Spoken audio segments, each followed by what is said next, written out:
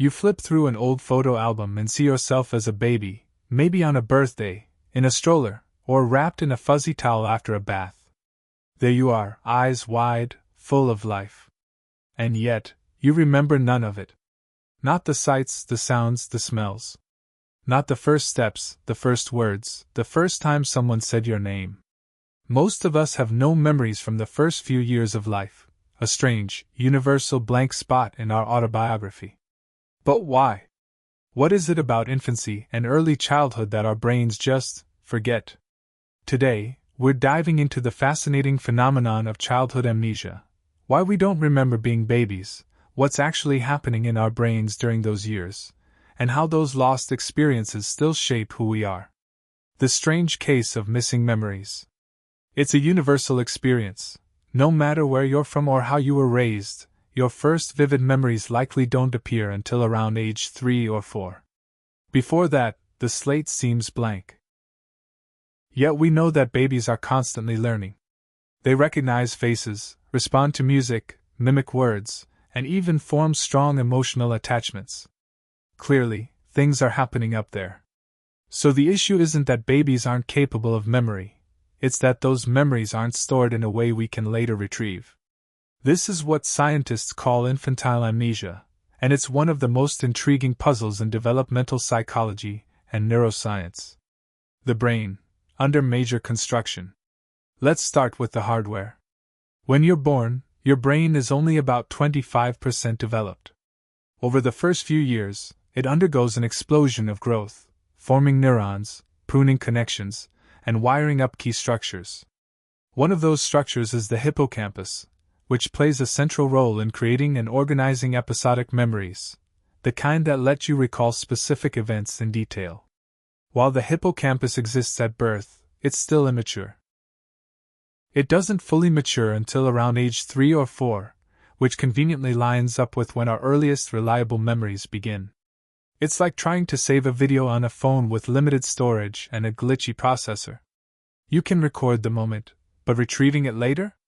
That's another story. Language, memories filing system. Another major factor? Language. Memories become more permanent when we can encode them in words. When you say, "I remember the time we went to the zoo," you're organizing that experience into a story. But babies don't yet have this internal narrator. Their memories are likely sensory-based, images, feelings, sounds, but without language to structure them, those memories are harder to store in an organized, retrievable way. As children develop language, they also begin developing autobiographical memory, the ability to connect events to a coherent sense of self. Which brings us to another key ingredient. You don't remember because you didn't exist yet. Infants don't have a fully developed self-concept. They don't yet see themselves as separate, continuous individuals moving through time. That means they don't process events with the kind of self-reference that helps memories stick. It's like trying to write a diary before you understand that you are the protagonist of your own story. Psychologists note that the development of self-awareness, usually around age 2, is a major milestone for forming lasting memories. Before that, experiences are still meaningful, but they're not tied to a solidified identity. The brain that forgets to make room for more. Here's something wild. Some researchers believe babies forget not because their brains are underperforming, but because they're working too well. During infancy, the brain undergoes intense neurogenesis. It's constantly creating new neurons. This is great for learning, but it may also interfere with memory storage. Think of it like renovating a house while trying to keep things organized. You're moving furniture, changing walls, rerouting power.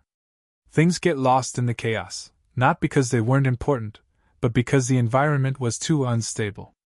As neurogenesis slows down, the brain becomes better at locking in memories long-term.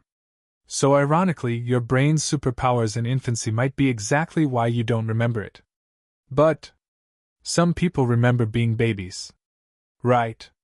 Some people claim to have memories from age 1 or even earlier. But psychologists are skeptical. Studies show that when people try to recall memories from early childhood, many are reconstructions, blends of family stories, photographs, and imagination. Your brain is a meaning-making machine. When it encounters gaps, it fills them. So those memories of your first birthday, they're probably influenced by that one picture your parents kept on the fridge. There's even a term for this: memory implantation, when external information becomes internalized as if it were your own experience. Not all memory is lost. Here's the twist: just because you don't consciously remember being a baby doesn't mean those years didn't shape you. In fact, your early experiences leave behind implicit memories, nonverbal, emotional, or procedural patterns that continue to affect your behavior. The way you form attachments, the fears you hold, the way your body responds to stress, these often have roots in your earliest years, even if you can't articulate them. Your brain was watching. It was listening. It was learning. You just don't remember the lessons in words. Culture shapes what we remember. Interestingly, the age of your first memory can also be shaped by your culture. In societies where parents frequently engage children in reminiscing conversations, talking about past events, emotions, and details, kids tend to develop autobiographical memory earlier. In cultures where personal memory isn't emphasized as strongly, that autobiographical switch flips later. So memory isn't just neurological, it's also social. We learn how to remember by learning what's worth remembering. So, are those years just gone? Yes and no. They're not part of your conscious autobiography, but they are very much a part of your unconscious foundation. Those early years taught you how to feel, trust, fear, and love. They taught your brain how to process language, navigate space, and bond with others. And while you may not remember the events, the effects are embedded in you. Those moments are gone from view, but not from you. Final thoughts. Childhood amnesia isn't a flaw in the system. It's a feature of a developing brain doing what it does best: learning, growing, adapting. You may not remember your first steps, your first lullaby, or your first laugh, but your brain does, in its own silent way. Those early moments laid the groundwork for everything that came after: your habits, your personality, your emotional life.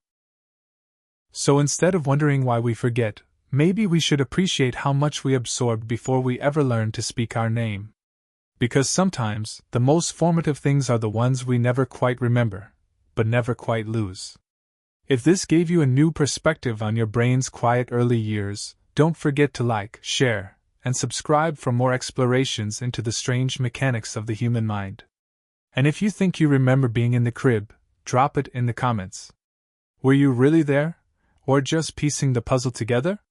Until next time, your brain is weirder and more wonderful than you think.